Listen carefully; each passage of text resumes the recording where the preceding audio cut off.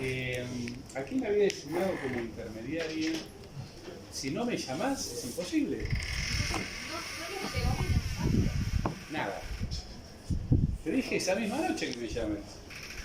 El viernes pasado. Sí, le O mandó. martes. Le mandó un mensaje, pero no le. A mí no me lo mandó. A ver, intenta ahora.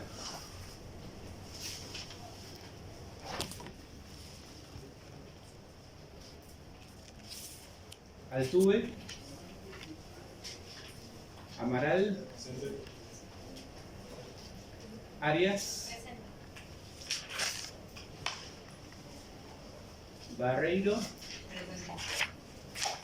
Briasco. Cantero.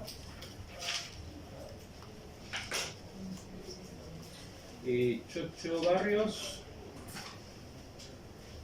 Colman. Presente. Costa Gliola. Di Napoli. En realidad Crespo Di Napoli. De Brasis. Delgado Barrios. Estopinani. Presente. Falachi. Fernández. Forcinito. Presente. ¿Me llamaste? Ahí va. Garigotti. Gómez González. Hidalgo Santa Cruz. Presente. Jiménez Mena. Coprio. Presente. Maluf. No se puede cerrar aquella puerta. Esta no cierra. Mase Almonacid. Morillo. Obando Valderrama. Ordóñez.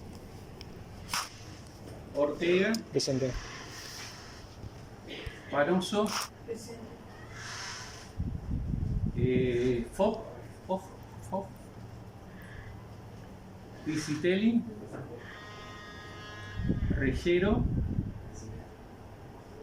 Ricardo. Saús. Stegmuller. Tello. Terrici. Tello. Terrici. Tello. No, Terrici. Ah. Tello. Valdés. Valle. Acá presente.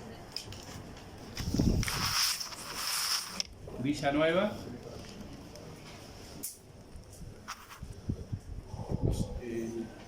A ver. Sí. Ordóñez. ¿Quién más? Acá, perdón, hemos ido a comprar el libro. Está agotado en ¿Está agotado? La librería de la, Excelente. de la frente y Buena aula. noticia. Sí, de enfrente del aula 9 está agotada, se lo conseguimos en una librería. ¿Eh? Sí, por eso la vamos a comentar, está agotado. Esto lo conseguimos en la librería, ¿cómo se llama? En la Express, una fotocopiadora. ¿Acá? Sí, sí, sí. Ah, la de planta baja también. Claro, sí. Ah, Sí. sí. ¿Y de la una nueva no hay más? No es más, está agotado, la semana que viene sí. llega. La semana que viene. Bueno, a ver. Macé, ¿listo? MA, Macé. sí.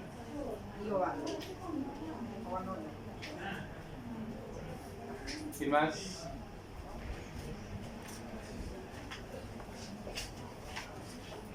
Bueno. ¿Nos cierra la puerta? No tiene para trabajar.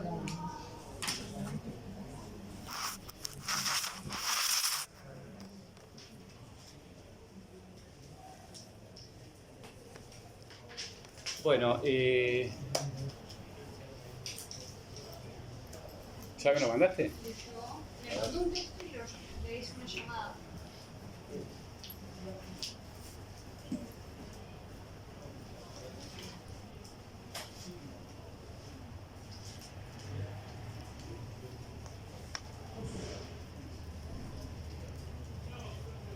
¿Dónde me llamaste? ¿Me mandaste un WhatsApp o no? Capaz que el número está mal. Yo no entiendo nada de esto, pero No, vos está sí bien. tenés que entenderlo, ¿no?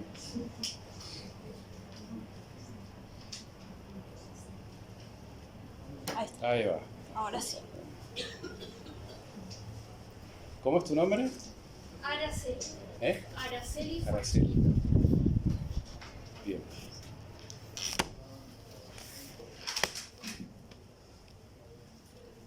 Bueno, chicas, chicos, a ver, primer punto. ¿Pudieron entrar a WordPress? ¿Todo bien? Sí. Es caótico, ya lo sé, pero bueno, consiguieron. ¿Qué más? Aquellos alumnos, alumnas que no han venido el primer día de clase, no voy a reiterar la fecha de examen ni los objetivos de la materia, tienen todos sus compañeros para conseguirlo. Así que están en el grupo de WhatsApp. Hay gente que no está todavía. Vos, a ver. ¿Quién no está en el grupo de WhatsApp? Bueno, él solo. Después arreglar con Araceli. Por ejemplo, si hoy llovía, chicos, clase virtual. Por eso yo quiero que estén todos en el grupo de WhatsApp. Bien. Bueno, ya entraron al material, todo perfecto, bien.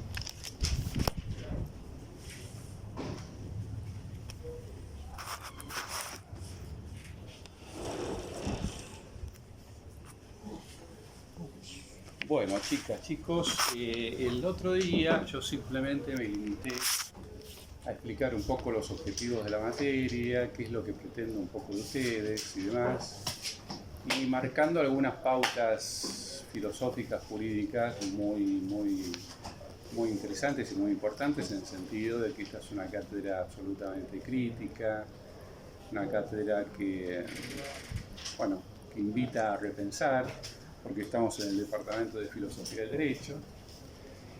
Bueno, esas son las pautas generales y sobre todo, y obviamente, chicos, tenemos una postura, o por lo menos tenemos una postura,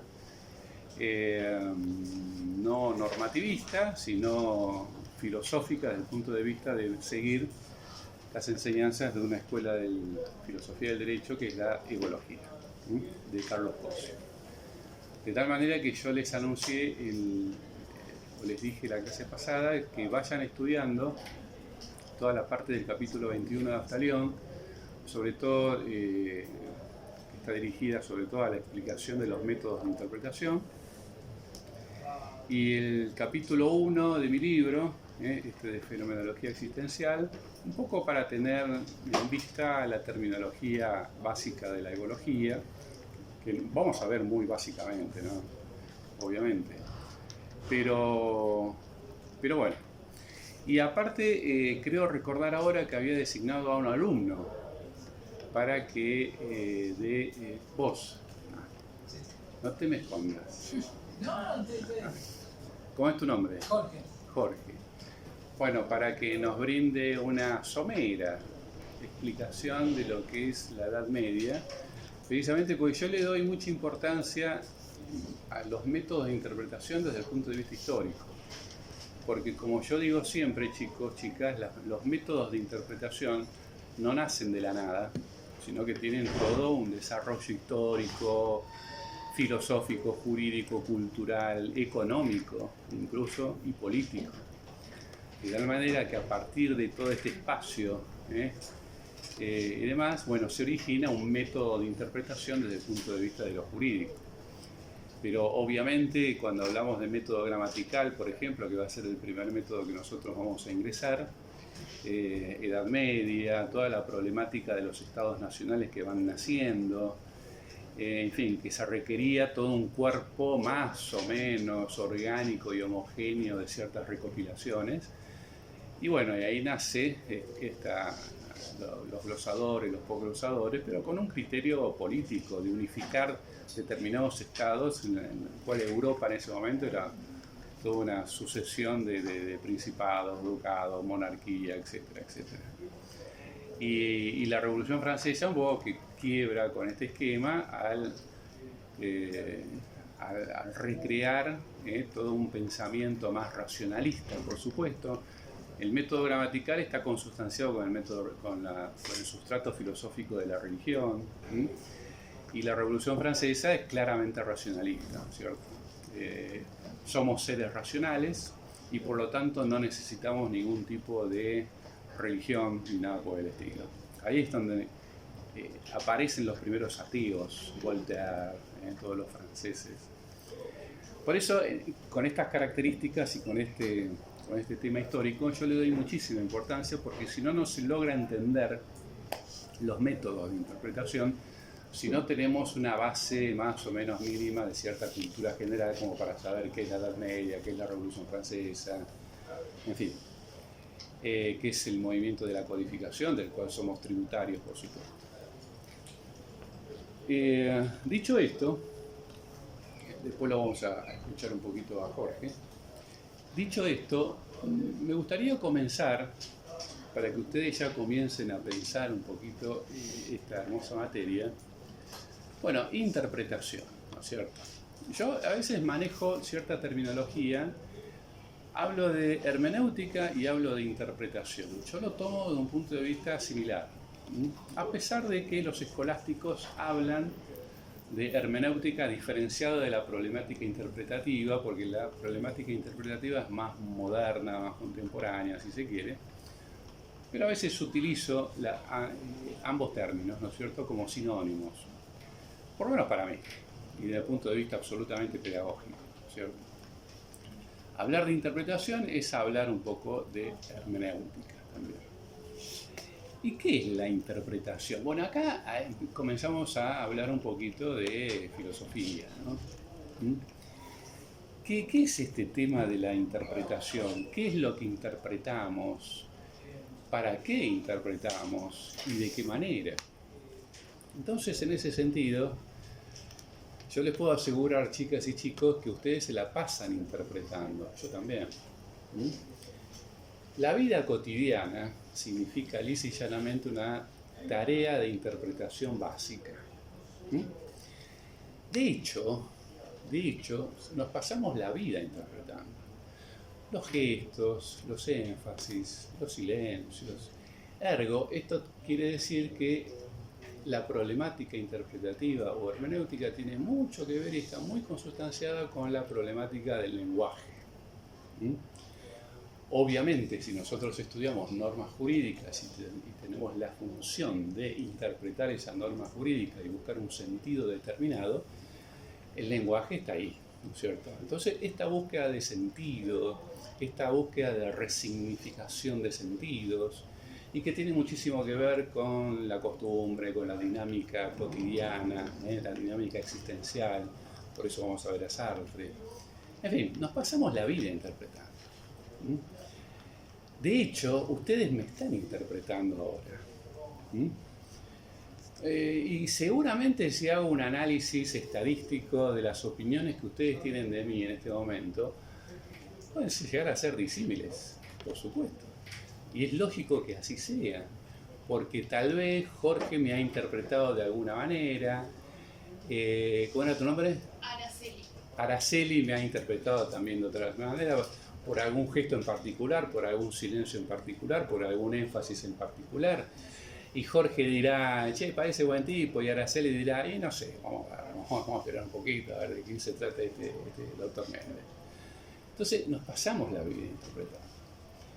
De hecho, chicos, ustedes piensen en el siguiente ejemplo, ¿no? Si yo les digo un ejecutante de algún instrumento, violín, piano, lo que sea, un actor o actriz de cine o de teatro, lo que sea, y un juez, ¿qué cercanía hay con estos tres personajes? La cercanía está dada fundamentalmente porque los tres tienen un marco específico de interpretación. Ustedes fíjense que a un actor o actriz o a un ejecutante se les dice intérprete. El actor o actriz interpreta ¿qué, chicos? Un guión, ya sea cinematográfico, ya sea teatral o lo que sea. El ejecutante de música interpreta también, ¿qué? Una partitura. ¿Y el juez qué hace? Interpreta normas jurídicas, que ya vamos a ver que para nosotros no es tan así, pero no importa, no los quiero volver locos del segundo día de clase. Entonces fíjense que el actor o actriz de cine o lo que sea tiene un guión determinado, un guión que ya está hecho. Es como un código, es como una pequeña norma, ¿no es cierto? Y el ejecutante, ¿qué tiene también? La partitura. Si yo toco a Mozart o a Beethoven y ejecuto tanto el piano, a Chopin, el concierto número 1 para piano y orquesta de Chopin, que es hermoso, se lo sugiero. La partitura tiene 200 años. Es exactamente la misma. Y la norma jurídica, el artículo 79, desde el año 1921 que se hizo el Código Penal argentino, es la misma, no cambió para nada. Sin embargo, decimos que determinado actor es mejor que otro, o actriz. Decimos que ejecutantes, Shostakovich o Barenboim en el piano, o Marta Argerich en el piano, etcétera, etcétera, son mejores que otros, a pesar de que la partitura es exactamente igual. Entonces, uno se pregunta, ¿no? ¿Cómo interpreta? ¿Qué es lo que le pone de más que lo hace diferenciar de tal vez un mal actor o un mal ejecutante? ¿Qué pasa? Diciendo que la partitura, el guión teatral o cinematográfico y la norma jurídica es exactamente la misma. Hay actitudes, hay modos de ver, hay modos de actuar, hay pasión, hay modalidades emocionales que hacen que un actor sea mejor que otro, a pesar de que dice exactamente las mismas palabras. ¿Y por qué decimos que Barenboim es mejor que otro? Porque la partitura es la misma, pero la pasión, la actitud de ver las cosas, la cosmovisión de vida que tiene también, el ethos, como se dice, el ethos filosófico, la cosmovisión de vida particular, filosófica, bueno, le hace ver que esta partitura se debe ejecutar de alguna manera específica. Y con los jueces, chicos y chicas, pasa exactamente lo mismo. A pesar de que a veces cuesta vincular o relacionar estos aspectos que yo les estoy diciendo. Pero hay modos de ver la norma jurídica, hay modos de contextualizar la norma jurídica en relación a un imputado particular o específico. Y hay modos de solucionarlo de una manera sin saltarse de la norma jurídica. No estoy diciendo que tiene que ser algo contra legem o algo ajeno a la norma jurídica, pero sí una fuerza específica que Cosio ha denominado como fuerza de convicción, que después vamos a ver de qué se trata. Pero con eso les estoy diciendo que estamos en presencia de operadores jurídicos que están consustanciados con un modo de ver el mundo del derecho de otra manera. Porque tal vez las diferencias entre la interpretación ideológica y la interpretación positivista kelseniana tal vez no solo depende de la posición que uno tiene, sino del modo de transmitir lo que quiero decir. El positivista en general, trata de hacer una especie de subsunción jurídica, que yo a veces critico esta afirmación, esta lingüística, esta terminología de subsunción jurídica, ¿no? Porque en definitiva la subsunción jurídica es la premisa mayor, la premisa menor y la conclusión, que es el famoso silogismo judicial, ¿no es cierto? La premisa mayor es el hecho, la premisa menor es la norma y hay una conclusión. Y en general, los jueces positivistas, bueno, se vinculan con este esquema mental y de trabajo y no piensan demasiado. La norma es clara y precisa, listo, ¿para qué voy a ahondar o a advertir algún tipo de trabajo extra ni nada por el estilo? No, si la norma dice esto y es clara y es precisa, y yo me voy a resolver ese caso en particular con esta con esta fuerza de convicción, ¿no es cierto? El ególogo, en general, tiene otro tipo de contextura, de visión de la vida y de actitud, de modo de ver la vida, ¿no es cierto? Entonces, tiene que trabajar. No me basta el hecho de que sea la norma clara y precisa, sino que apunto más a la humanidad. Es decir, al ser, como bien dice Cosio, y ya lo van a ver ustedes, al ser de carne y hueso. Entonces, estos son enseñanzas, son actitudes, son visiones diferentes, son miradas, etcétera, etcétera.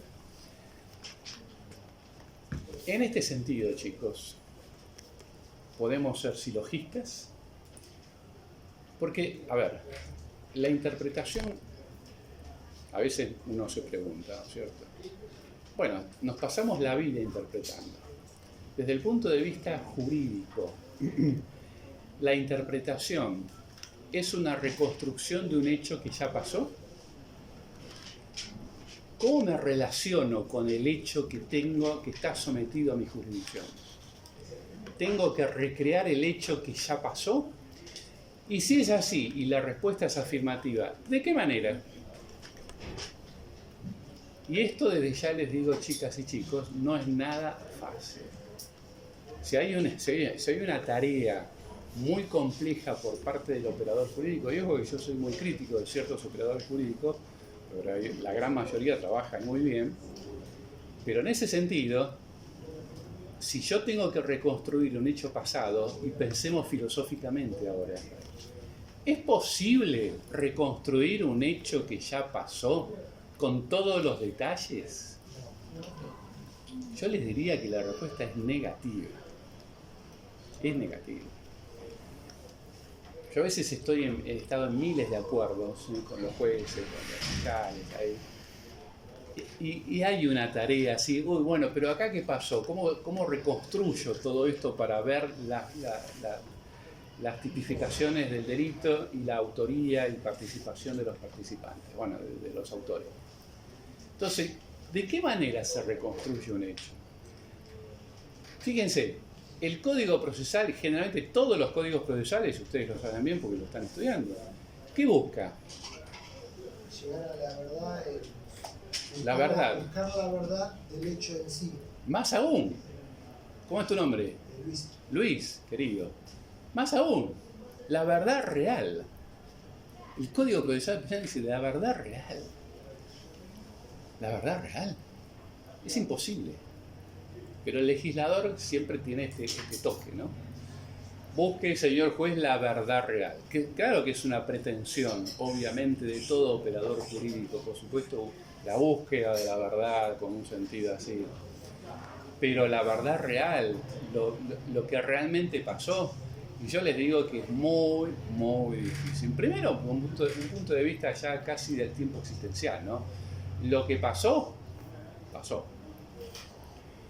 Y ustedes fíjense, chicas, chicos, que el juez o el operador jurídico, que yo ya dije a qué me refiero con operador jurídico, a todos, ¿no? Todos los que operan sobre lo jurídico, tiene 2 o 3 medios para reconstruir un hecho. Testigos, peritos y documentos. No hay más. En todos los fueros, ¿eh? No solo en el penal, en el civil, en el laboral, en todo. Y generalmente, no siempre, pero generalmente, el testigo y los peritos mienten. De tal manera que ahí tenemos un grave problema para la búsqueda de la verdad real. Esto se advierte claramente cuando, yo siempre me acuerdo cuando se inició el debate oral en Capital, y cuando pasaban los testigos. Claro, no es fácil ser testigo en un debate oral, sobre todo criminal. No es fácil. Están los 3 jueces, está el fiscal, está el defensor, están todas las partes, está la gente, que uno conoce, no sabe quién es, pero como son públicos. Y bueno, y las preguntas que les formulan, y de pronto la gota de sudor que cae, y bueno, entonces ahí uno ya advierte de que el tipo está nervioso. Tal vez está nervioso por la situación, pero tal vez está nervioso porque está mintiendo. ¿Hay peritos que mienten? Sí, les puedo asegurar que sí. Después que tienen responsabilidad penal, seguro también. Y el testigo también, que tiene una responsabilidad penal, que tiene una pena máxima de 10 años en sede criminal. Pero fíjense que tienen estos dos elementos, tres elementos: testigos, peritos y documentos. Y con eso tiene que más o menos reconstruir una realidad. Entonces, es una tarea muy difícil la de ser intérprete. Ustedes pueden llegar a considerar que aplicando el silogismo judicial o el material positivista que nos da el mundo de la filosofía es bastante fácil. Yo les puedo asegurar que no es para nada fácil. Ya de por sí, Cosio critica esta afirmación de que toda ley es clara y precisa y simplemente hay que aplicarla. Toda ley hay que interpretarla, porque no hay dos, esto parece de perogrullo, ¿no? Pero no hay dos hechos iguales. Parecen similares y se aplica la misma norma jurídica, pero el hecho en sí son diferentes. Por más que varíe poco, pero son diferentes. ¿Por qué, aparte? Porque los autores son diferentes. Y si los autores son diferentes, el contexto es diferente. Entonces fíjense cómo se problematiza esta tarea de la interpretación, que no solo es lo que hacemos nosotros, ustedes hacen conmigo o yo con ustedes interpretando determinados gestos y demás, que eso sería relativamente fácil y tan cotidiano que no nos damos cuenta, por supuesto. Pero la tarea de la interpretación no es fácil. Entonces, estas búsquedas permanentes de sentidos, de resignificaciones lingüísticas, etcétera, etcétera, bueno, es una tarea absolutamente dinámica, no estática, que requiere un posicionamiento por parte del operador jurídico desde el punto de vista filosófico muy notable. Por eso Cosio sostenía que aquel operador jurídico que no sabe filosofía no puede ser buen juez. Esto se lo decís a uno de los jueces y te dice: una locura, yo soy juez hace 40 años, ¿qué me va a enseñar la filosofía? Claro, ¿no? Cosio decía que hay que tener una visión filosófica, un paradigma filosófico como para recrear algún pensamiento novedoso, creativo, etcétera, etcétera. Mira, hay tantas cosas para hablar de este tema, ¿no? Pero convengamos que podemos llegar a definir. No, la palabra definición a veces no me gusta porque definir es estructurar un pensamiento, ¿no? Pero desde un punto de vista pedagógico a veces es absolutamente necesario. ¿Hay definiciones de interpretación? Sí, claro que las hay y muchas. Según la visión filosófica que tengan todos y cada uno de ustedes. Según la visión del derecho que ustedes tengan. Reitero, si uno es positivista, uno es naturalista, uno es crítico, uno es trialista, uno es ególogo, las respuestas van a ser diferentes. Esto parece muy loco, pero es así. Yo, si estoy conformado por una visión muy positivista, mis respuestas jurisdiccionales van a tener un cierto tufillo de cierta de eficacia, de un intento de eficacia de esa decisión jurisdiccional. Si soy ególogo es otro tema, si soy crítico es otro tema, si soy un naturalista también, por supuesto.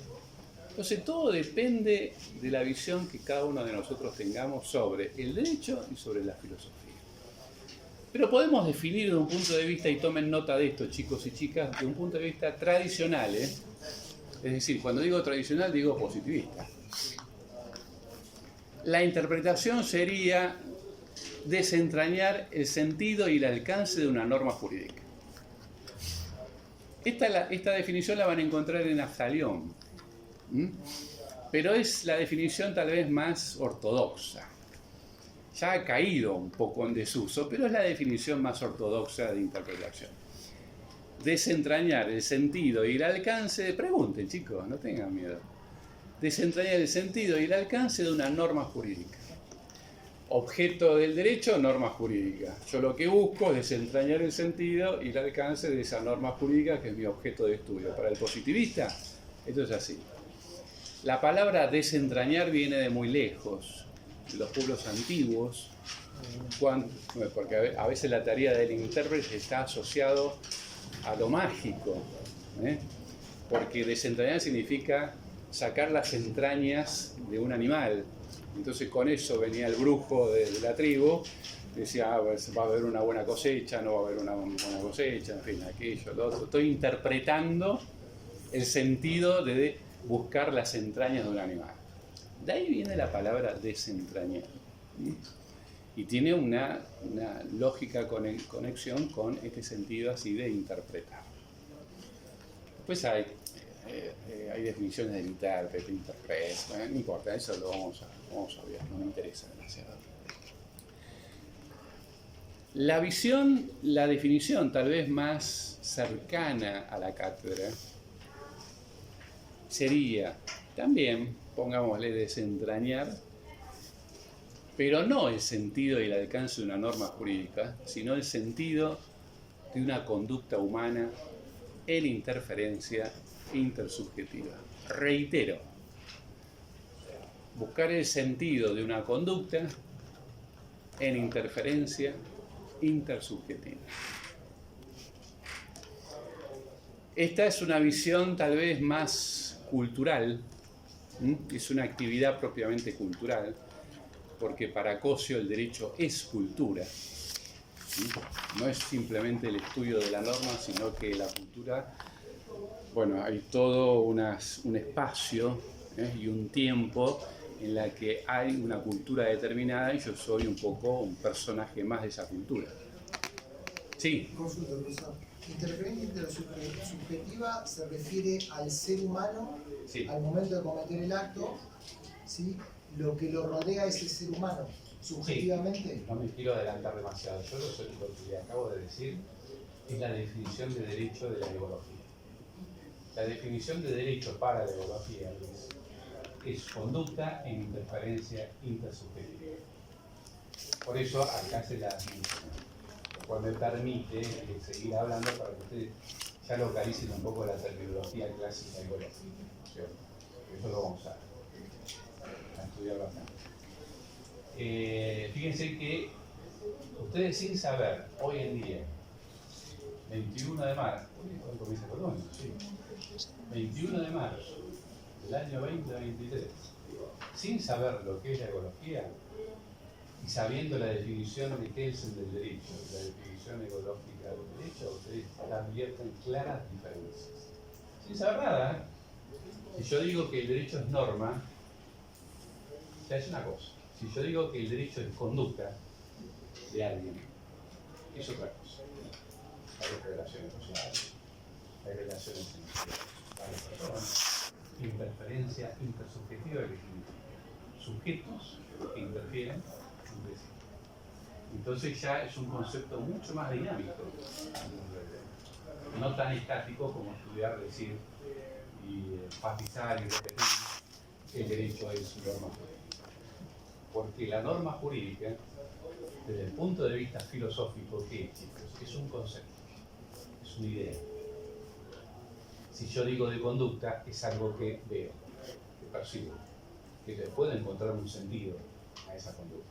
Entonces, el escenario jurídico a partir de ahí cambia, pero notablemente.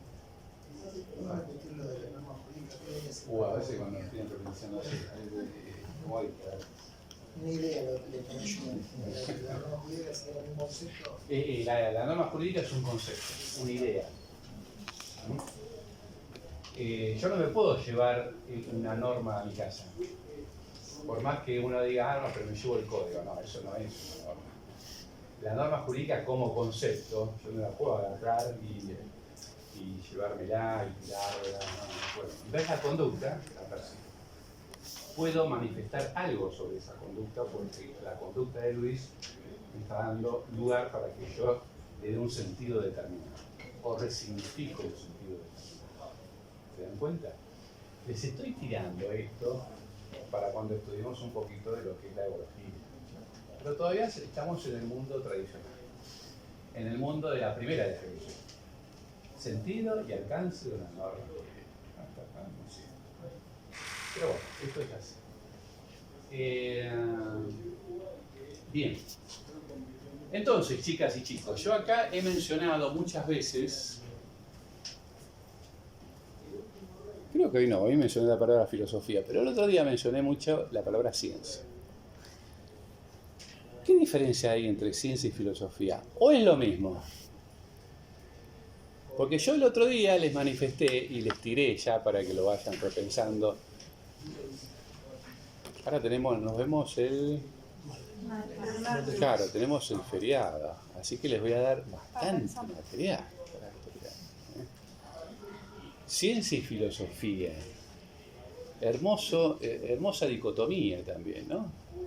El derecho, que es una ciencia, el derecho es una filosofía, el derecho es una filosofía de la ciencia, en fin, todas estas cosas que...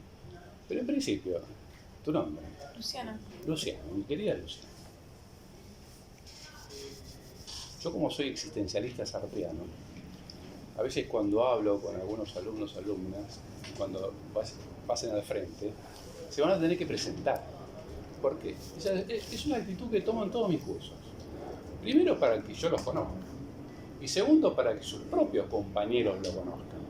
Porque a veces la Facultad de Derecho tiene esta cosa, ¿no? Vengo, estoy 1 hora y cuarto, 1 hora y 20, tac, tac, me voy, listo, chao, te veo la semana que viene, no sé quién sos, no me interesa. Yo he logrado, mira lo que comentar, he logrado incluso un noviazgo.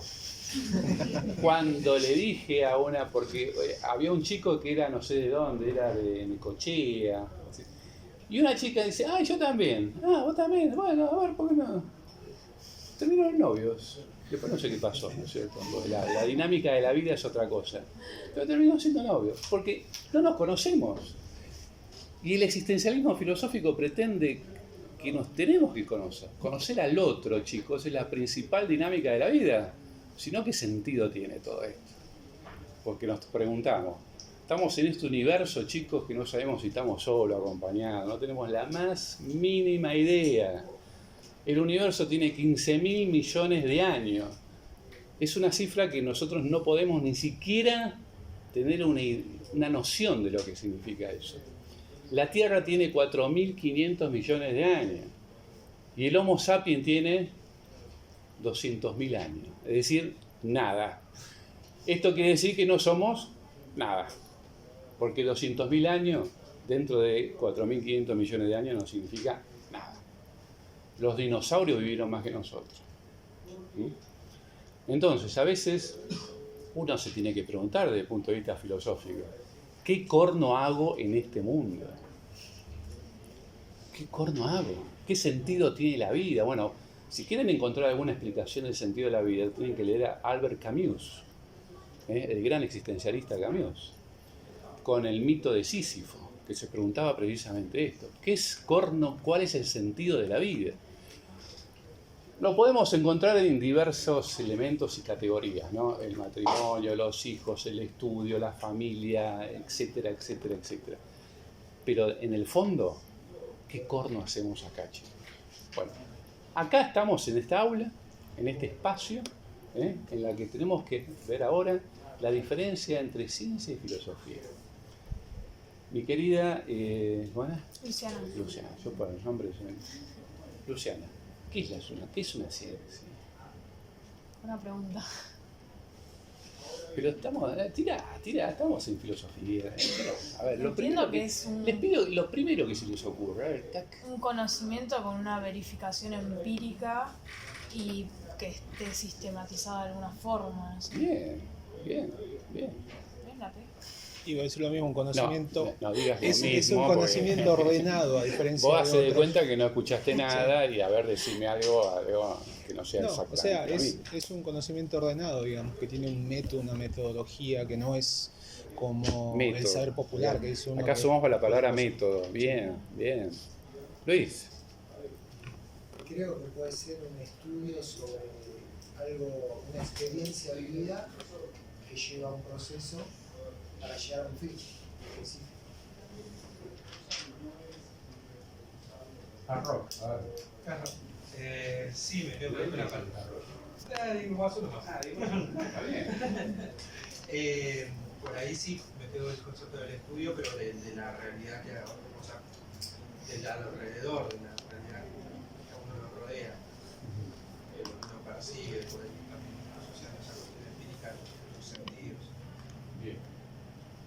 El derecho es una ciencia. Con estas definiciones que ustedes me han dado, podemos considerar en base a eso que el derecho es una ciencia. Y parecería un poco, depende cómo uno se para con esto poquito que estamos hablando. Bueno, está bien, pero en definitiva, con las definiciones que han escuchado. Ah, sí, entonces con esta definición el derecho es una ciencia. ¿Es posible esto? Sí. Sí, a ver, ¿por qué? Es una ciencia que estudia las conductas humanas o las realidades humanas. Las conductas humanas, ¿sí no decís eso en una cátedra analítica y positivista? La palabra conducta ya tiene una raigambre claramente culturalista y ecológica. Entonces, para una cátedra positivista analítica, del cual el derecho es pura lógica, la conducta déjelo a la sociología. Acá se llama derecho. Eso lo escuché yo decir de uno de los máximos representantes del positivismo de esta familia. Y me dijo precisamente eso. ¿Usted quiere estudiar sociología? Vaya a la facultad de sociología. Acá es sociología. Pero es cierto. Pero no es tan así. Conductas, pero me ayuda para proseguir mi discurso.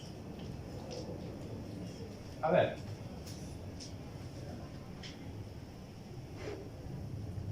¿Qué hace con ese pantalón? Sí. Acabo de hablar.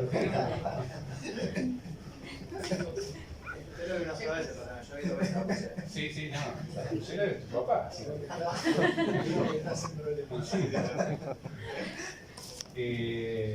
ya, vamos. Yo no llegué al parcial. Ya. Me quedan 9 clases. ¿Eh? Me quedan 9 clases para el parcial. No, no hay problema, pero el partido de Boca River. Sí, sí, tenemos. Que sí. Pero si yo te cinco por las pero dudas. el martes posterior nos vemos. Ah, no, perdón, 7 de mayo ya terminó las clases. Porque tenemos el 5 de mayo el primer examen. No, y el 9. 5 y el 9. Bueno, y el 5. Vendí el 5. O apostamos la nota para el 9. Exacto. ¿En qué estaba? Estas cosas. La ciencia. ¿Estaba? La ciencia de... Sí. Sí, el derecho es la ciencia o no. Sí. A ver, la ciencia, chicos, es un conocimiento. Lo cual se dijo aquí muy bien. Es un conocimiento. Y se habló también de realidades. Y se habló de método. La ciencia es un conocimiento parcelario de la realidad. ¿Qué quiere decir con parcelario? Una parte de la realidad. Porque la ciencia es, por ejemplo, la sociología, la zoología, la biología, la psicología, la ciencia médica. Tenemos ahí repartidos diversas ciencias en particular. Toda ciencia, eso sí, como bien dijo Luciana, tiene un objeto de estudio. Para ser ciencia tiene que tener un objeto de estudio. Tiene que tener un método adecuado, como bien dijiste vos, para recrear toda una teoría de carácter científico. Pero también tiene que tener, chicas y chicos, un lenguaje diferenciado de las diferentes ciencias. Ergo, esto quiere decir, ¿el derecho tiene un lenguaje particular? Sí, tenemos un lenguaje particular nosotros. Nosotros, creo que, no sé si lo dije, no decimos intención, decimos dolo, decimos un montón de terminología clásica que a veces los tacheros cuando uno le dice algo, ¿qué me dijo este tipo? ¿Qué sería el tecnicismo jurídico? ¿Eh? El lenguaje sería el tecnicismo Lenguaje jurídico. jurídico, claramente. Pero a veces lo usamos tan cotidianamente que nuestro pregunto no se entiende. Fíjense el médico, por ejemplo. ¿Quién entiende una receta médica? Nadie. Salvo el farmacéutico y salvo el que la hizo. Nada más. Y hasta por ahí no vas a veces. Hasta por ahí a veces el mismo médico a veces lo puso. Pasa. La terminología es muy importante. El lenguaje es muy importante. La ciencia. La filosofía, chicos, la filosofía es hermosa. ¿Pero por qué es hermosa? Porque nos permiten las preguntas que nos hicimos recién. La filosofía tiene que abarcar un concepto mucho más global, la realidad y el conocimiento desde un punto de vista de la totalidad del conocimiento, no solo una partecita de la realidad.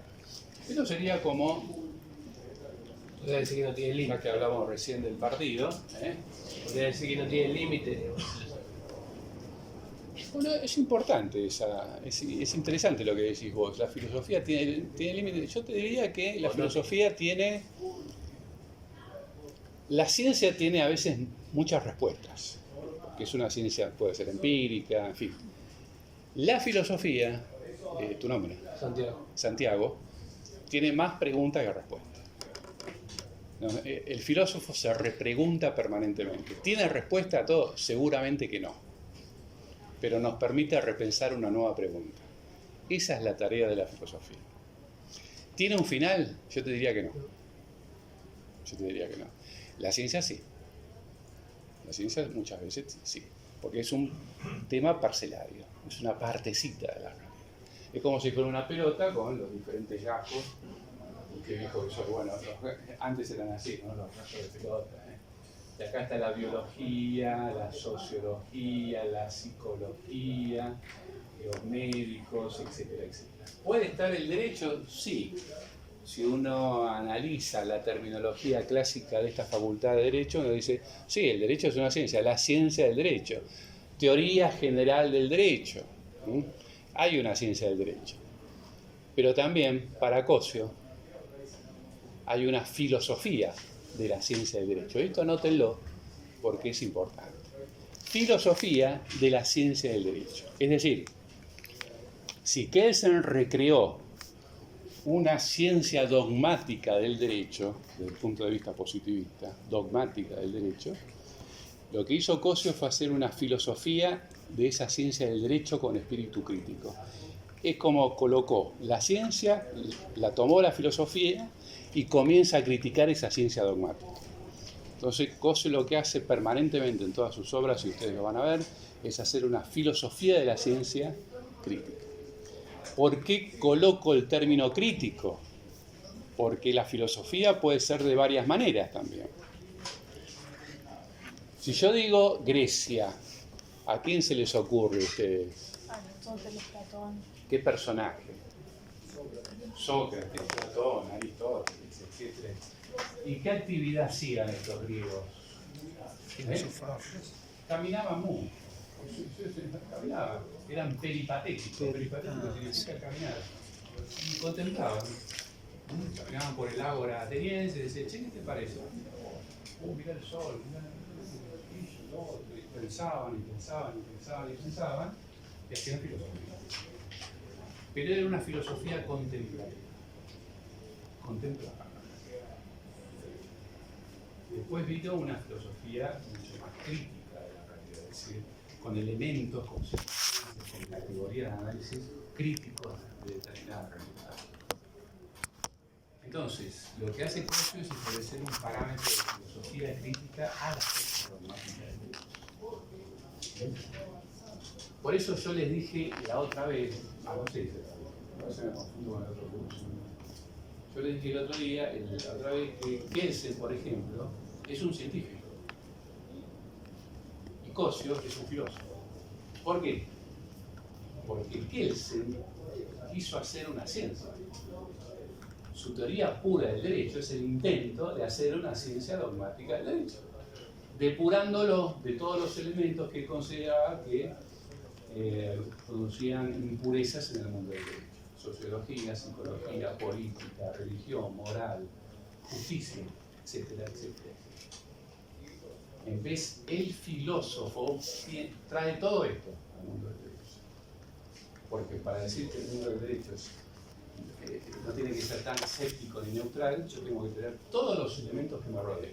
Y los elementos que me rodean son filosóficos.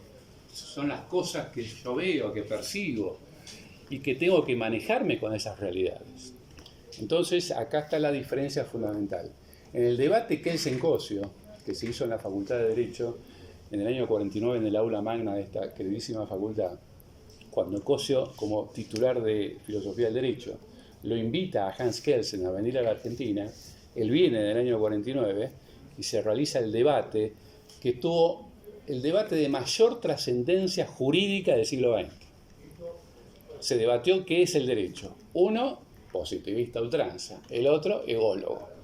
La egología se conocía en todo el mundo. Por eso Kelsen vino a debatir con Cosio.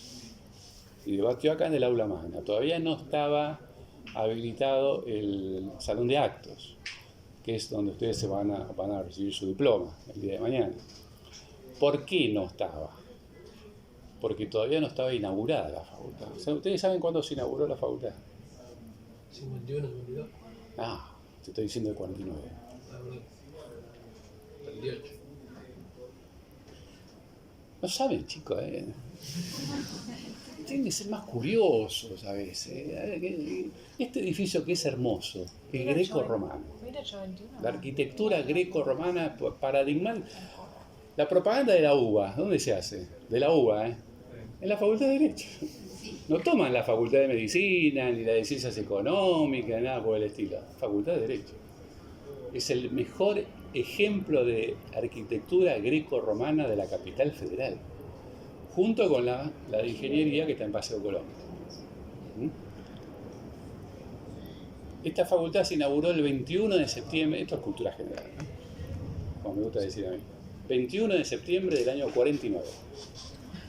El Día del Estudiante, con la presencia de Perón y de Evita, porque Evita pidió que se inaugure precisamente el 21 de septiembre.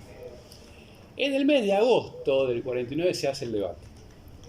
Por eso el salón de actos todavía no estaba habilitado, se hizo en el aula magna, lleno, repleto, etcétera, etcétera. Y ahí, en el debate de Kelsen-Cosio, que después vamos a hablar, yo lo vemos más en teoría ecológica, ¿no? En el segundo bimestre.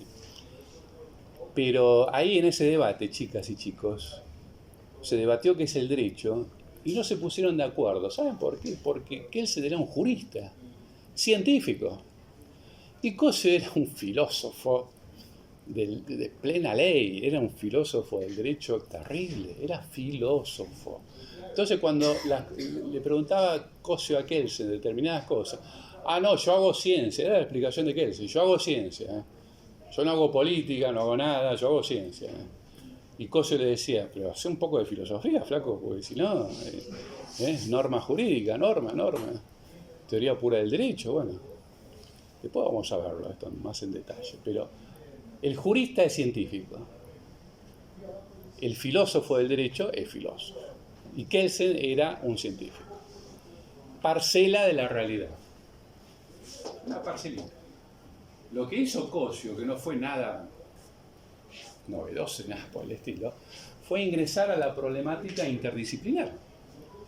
Hay elementos sociológicos, elementos de otras disciplinas, etc. Y bueno, y recrear todo un pensamiento mucho más crítica del mundo del derecho. Eso simplemente fue lo que hizo. Tal es así que Kelsen lo único que hace fue, y dicho por él, no dicho por mí, sino dicho por él, en teoría pura del derecho, simplemente sistematicé el positivismo de la época. Esa fue la tarea de Hans Kelsen. Brillante como científico, pésimo como filósofo. Pésimo, porque tampoco le interesaba demasiado. Pero bueno, estas son acotaciones, ¿no es cierto? Como me gusta a mí. Entonces, ciencia y filosofía, miren que todo esto lo tomo yo en el examen, yo dije el primer día de clase, tomo todo lo que doy en clase. Ciencia y filosofía ya más o menos sabemos la diferencia, lo que pretende uno, lo que pretende el otro, filosofía de la ciencia, este espíritu crítico filosófico que yo les traté de decir en el primer día de clase. Y ronda permanentemente una palabrita también, conocimiento. O sea, acá tenemos otro tema, ¿no? ¿Qué es el conocimiento? Bueno, el conocimiento, según los autores que más o menos estudian esto desde el punto de vista del derecho, de las ciencias sociales y demás, el conocimiento es algo práctico, es social, es histórico, porque depende también de las generaciones anteriores. Y es social porque también estamos en el encuentro con el otro permanentemente, nacen las relaciones de carácter social. Y fundamentalmente está dado por cuestiones empíricas, cuestiones de la experiencia, ¿no es cierto? Todo conocimiento práctico, etcétera, etcétera. Recuerden, nosotros decimos a veces, sí, una cosa es la teoría y otra es la práctica. Sí, la teoría es la parte, digamos, más científica, si se quiere, y la parte práctica es la parte operativa, la parte de experiencia. Bueno, el conocimiento tiene esta característica así de ser de experiencia y demás. Entonces ahora les voy a preguntar alguna cosita más.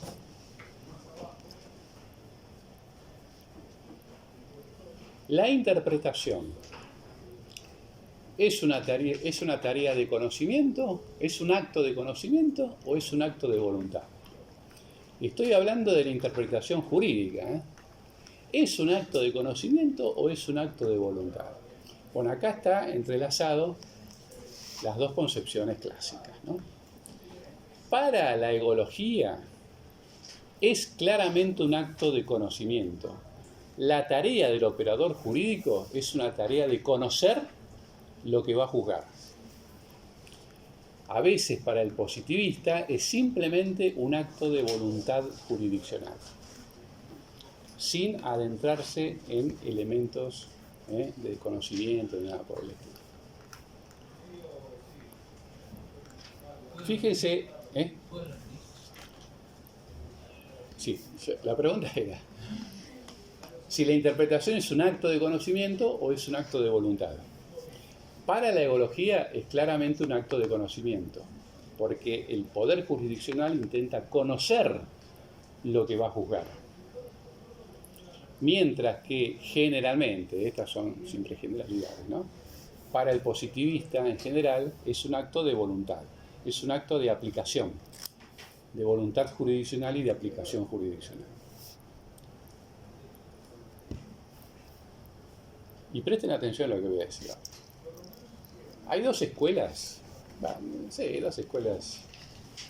que más o menos, tratando de buscar un sentido a esta problemática hermenéutica o interpretativa, que a veces establecen una cierta dicotomía, ¿no es cierto? Escuelas intencionalistas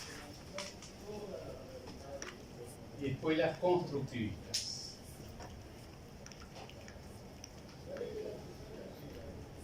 Estamos dentro de interpretación. Intencionalistas y constructivistas. Las teorías intencionalistas están dadas fundamentalmente por la búsqueda de la intención del autor de una norma jurídica. Generalmente, ¿quién es? El legislador. La intención del legislador. ¿Qué quiso decir? ¿Qué quiso resolver? Etcétera, etcétera. Teorías intencionalistas. Son marcadamente positivistas. Mientras que la constructivista, como su propio nombre lo indica, hay una categoría de mayor dinámica, ¿no es cierto?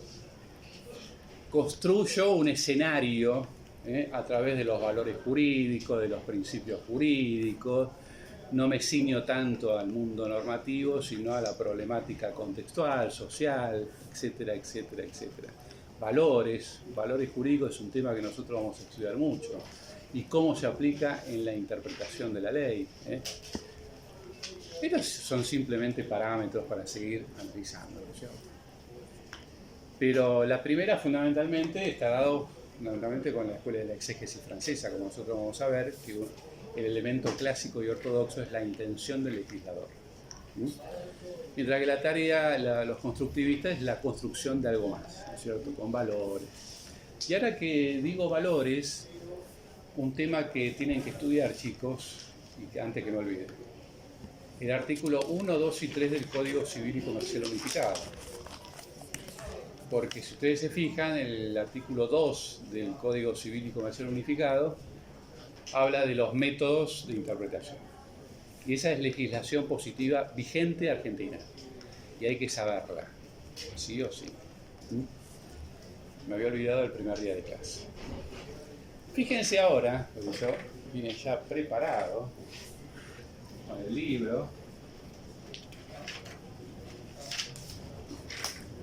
El derecho en el derecho judicial de Cosio. Que yo les dije que vean el cuadro de métodos de interpretación de la página 130.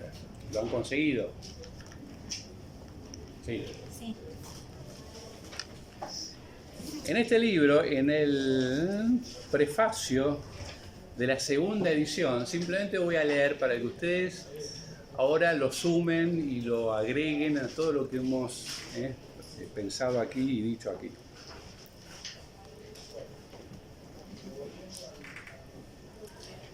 Fíjense lo que dice Cosio, entre otras cosas, ¿no? Voy a cortar un poco el párrafo. He aquí que si interpretar es una manera de conocer, esto está en el libro, lo tienen ustedes, esto significa que el problema jurídico de la interpretación simplemente está modalizando el problema filosófico del conocimiento. Ergo, esto quiere decir que para la teoría egológica y el culturalismo jurídico, la interpretación es una tarea de conocimiento. Por eso yo les decía antes que la tarea del juez ególogo es más compleja que el positivista. ¿Por qué? Porque trata de conocer, y para conocer hay que escribir. No solo conocer, sino que después lo tenés que plantear en una resolución, una sentencia, lo que sea. No pretenderá el jurista zafarse de esta conclusión. Sí, cómo no.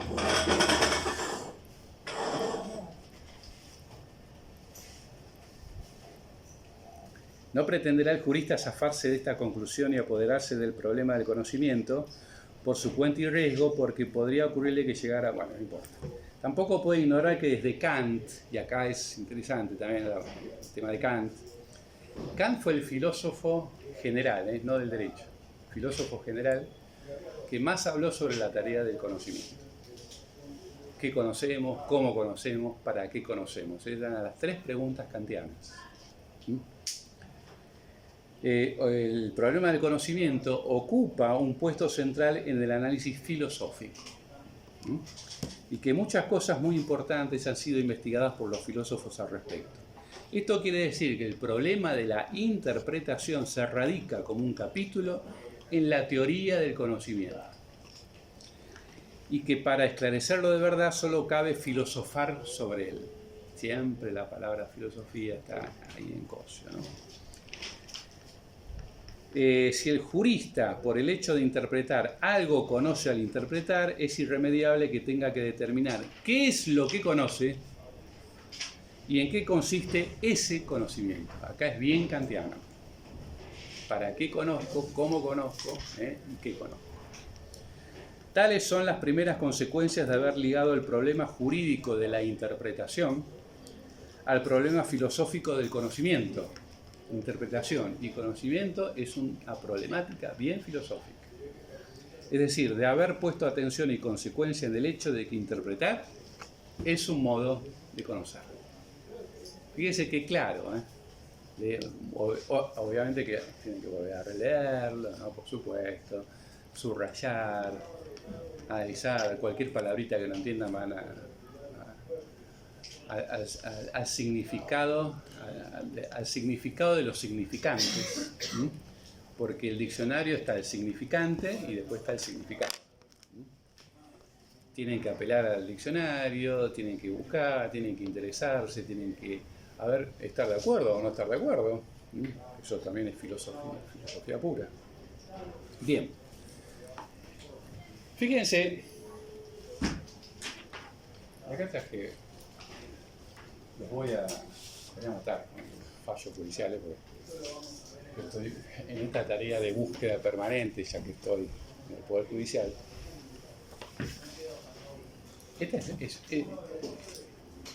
Esto lo tomo desde el punto de vista que se da en clase, ¿no es cierto?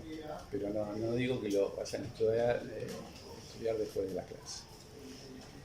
Esta es para que ustedes comiencen a ver un poco algunas cuestiones de la metodología gramatical, ¿no es cierto?, de interpretación. Jorge, prepárate para la clase que viene, porque ha pasado lo que pasa siempre. Empiezo y cuando me doy cuenta ya son las 9:15. Así que, Jorgito querido, el martes tenés una semana para ampliar conocimiento, para subrayar, para hablar al espejo, para grabarte, para, en fin, todas las técnicas que vos quieras. Y vas a pasar al frente y te vas a presentar. No es una tarea fácil presentarse. Bueno, presentate. ¿Y qué digo, doctor? No, bueno, ¿quién sos? Sí, bueno, estudio Derecho. Bueno, esas cosas no, porque obviamente que todo el mundo sabe que estudias Derecho, pero ¿quién sos? ¿Dónde vivís? ¿Con quién vivís? ¿Hijo de quién? ¿De qué trabajan tus padres? ¿Qué haces? ¿Qué no haces? Eso es conocer a una persona. Bien, en esta causa, que es muy linda, es una de la Cámara Federal de Casación Penal, se lo condenó a 9 años de prisión por transporte de material estupefaciente. Pero acá se planteó una de las cosas que se planteaba permanentemente en pandemia. En pandemia ustedes saben que se hicieron debates orales, pero por Zoom, porque la pandemia no permitía otra cosa. Bueno, y obviamente hay abogados para todo, ¿no? Por supuesto. Y el abogado planteaba las nulidades de esos debates orales y públicos llevados a cabo por Zoom. ¿Por qué? Porque hay un artículo del ¿Después código... de haberlo llevado adelante o después de haberlo hecho el debate? O después de haberlo hecho el debate. O sea, hicieron el debate y dijeron... Claro, apeló la sentencia y aparte dice, bueno, busco la nulidad también de todo esto del debate porque... Porque no lo favoreció.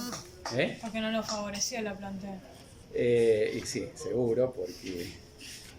Pero para que ustedes...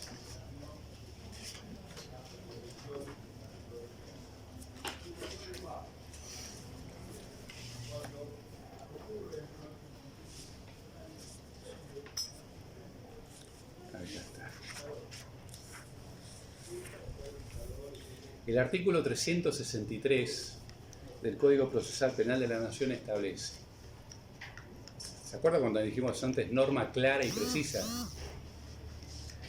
El debate será oral y público bajo pena de nulidad.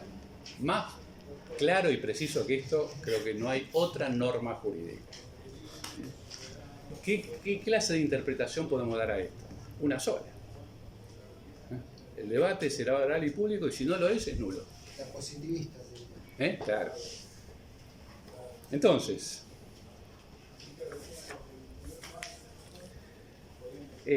cita artículo, bueno, en cuanto a la norma que establece la forma en que se llevará a cabo el juicio, viene al caso recordar que el artículo 363 del Código Procesal establece que el debate será oral y público bajo pena de nulidad. Esto para que vayan viendo cuando estudien los casos judiciales que vamos a leer, critiquen el lenguaje también del juez, porque va a ser su tarea el día de mañana. Criticar el lenguaje de lo que dice el juez, pero a partir del lenguaje, de la lingüística, de la semántica. Porque fíjense lo que dice acá la Cámara, ¿no? Dicho digesto legal. La palabra digesto, yo les sugiero, nunca la utilicen, porque la palabra digesto viene del viejo digesto del derecho romano. No tiene nada que ver con la Constitución Nacional, ni los códigos procesales, nada que ver. Pero queda muy bien. Es decir, por ejemplo, muchos jueces dicen nuestra Carta Magna. ¿Qué Carta Magna? Nuestra Constitución Nacional. La Carta Magna fue un instrumento de Juan Sin Tierra en el año 1262 en Inglaterra. La Carta Magna, eso fue la Carta Magna. Nuestra Constitución es Constitución Nacional, no Carta Magna. Estas son las cosas que algunos juristas aplican y replican y repiten memorísticamente. Una Carta Magna hubo sola, una nada más. Nuestra Constitución es Constitución Nacional, no Carta Magna.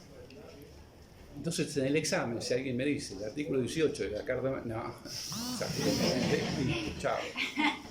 Constitución Nacional. Estos son los los constitucionalistas, ¿no es cierto? Generalmente son constitucionalistas, que yo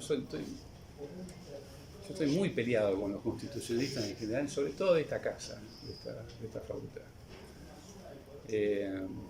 Sacando el tema político, ¿no? Porque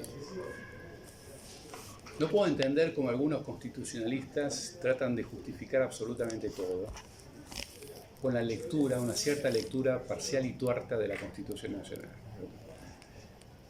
Las normas operativas y programáticas fue un invento de los constitucionalistas. Si hay en la Constitución un artículo que dice tal cosa, hay que cumplirlo. No, pero los constitucionalistas crearon las normas programáticas, es decir, en su momento se va a tener que cumplir. Y las que se cumplen son normas operativas.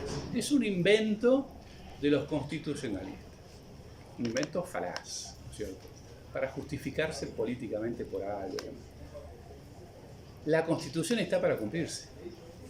No existe, no hay otra interpretación posible. Se tiene que cumplir.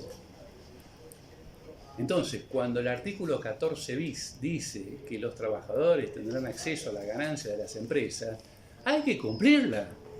Ahora, si el trabajador pide al empleador participar en las ganancias de la empresa, seguramente recibe el telegrama de despido. Pero la Constitución... No, sí, pero es programático, no es operativo. Las cárceles serán sanas y limpias. ¿Han visitado cárceles ustedes? Yo no puedo creer que el alumno de Derecho no visite las cárceles. En Derecho Penal no les hacen visitar cárceles. Hay un práctico. Pero el práctico es el último año. ¿Alguna materia sí en Derecho Penal? ¿Alguna materia, algún Derecho Penal? Pero yo no puedo entender. Pero que llevaban a la de San Martín, personalmente no podía ir, pero sí hacía. Ah, sí. Sí. Una cátedra penal. Sí. Muchas gracias. Vega Garibaldi. Bien. Pero es mínimo. Cuando el contacto del alumno tiene que ser, no digo cotidiano, pero sí por lo menos saber lo que es una cárcel, para compararlo con lo que dice la Constitución Nacional. En filosofía no es ecología del derecho penal. ¿Cómo? En ecología del derecho penal. En filosofía. Derecho penitenciario, sí. Bueno, ahí creo que también. Ariel. Sí, él quien publica ahí en Facebook. Sí, pero no es de derecho penal, es de filosofía, y gracias a mis aportes, porque Ariel era alumno mío y tiene el CPO de Derecho Penitenciario y la teoría ecológica, y yo le dije, hacelo visitar la cárcel. Pero cátedra de Derecho Penal, pura teoría. El delito es una acción típica antijurídica y culpable. El delito es una acción típica antijurídica y culpable. ¿Y cómo es esto? El delito es una acción típica. Bueno. Si no recreamos una transformación del alumno en ese sentido, ¿saben lo que decía Cosio? Siempre Cosio, ¿no? Pero bueno, vos decís el práctico es el último año. ¿Saben lo que decía Cosio en su proyecto de currícula universitaria? Toda la carrera. En el primer año, cuando yo tengo 18 años, ingreso a la Facultad de Derecho, me llevan a tribunal a conocer la secretaría de un juzgado. Punto. ¿Qué es un cargo? ¿Qué es un secretario? ¿Qué es...? Lástima, no lo puedo Pero es tan obvio esto, es tan obvio. En otros países del mundo se hace así. Y Cosio decía, los 5 años tiene que ser un práctico. No es posible que conozcan una... Bueno, hay alumnos que no conocen cárcel y se gradúan. Sí. Eso no es posible. No, falta práctica. Y el operativo, el práctico, no cumple porque es el último año y el último año uno está con deseos de graduarse, aquello, lo otro, sí, me falta el práctico, aquello. Y aparte entusiasma, a mí me hicieron hacer un trabajo práctico, ir a visitar un juicio, seguirlo y armar como un trabajo sobre eso. Claro. Y fue mi primer contacto con la realidad y estuvo buenísimo. Y es una pena que otras materias no te obligan a eso. Después hay abogados que vienen a mi mesa de entrada del tribunal y están todos temerosos, ¿no es cierto? A ver qué hago, qué no hago. Porque entonces los digo, ¿no? Cada mesa de entrada de cada juzgado o tribunal es un mundo aparte. No tiene nada que ver tal vez con el que está al lado, en el que está enfrente. Son mundos aparte. Uno va a sacar fotocopias a un tribunal, no, doctor, de 7:30 a 8:45. ¿no? Pero el horario judicial es hasta las 1:30. Sí, pero voy al lado y dice, no, doctor, de 1 a 1:30. Pero yo vine de temprano. Bueno, pero es así. Se van a encontrar, bueno, miles de cosas de estas, ¿no? Pero esto ya no hay tiempo para la clase que viene, se lo ve. Para la clase que viene,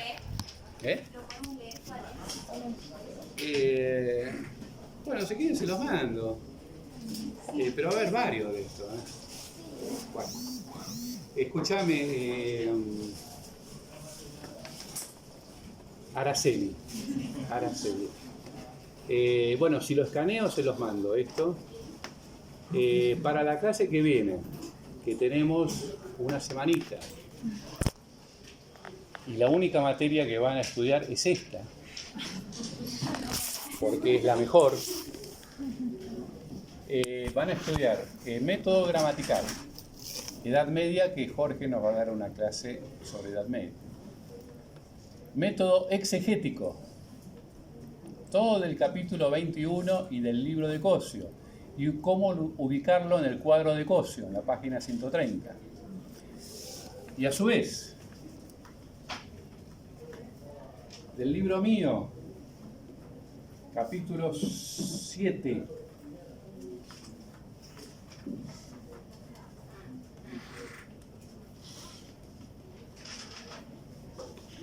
capítulo 7. Si bien el capítulo está dedicado a una relación que yo hago entre Sampaio y Cosio, que es otro tema, en la página 76, 77, hablo de lo que es la interpretación del punto de vista cosiano.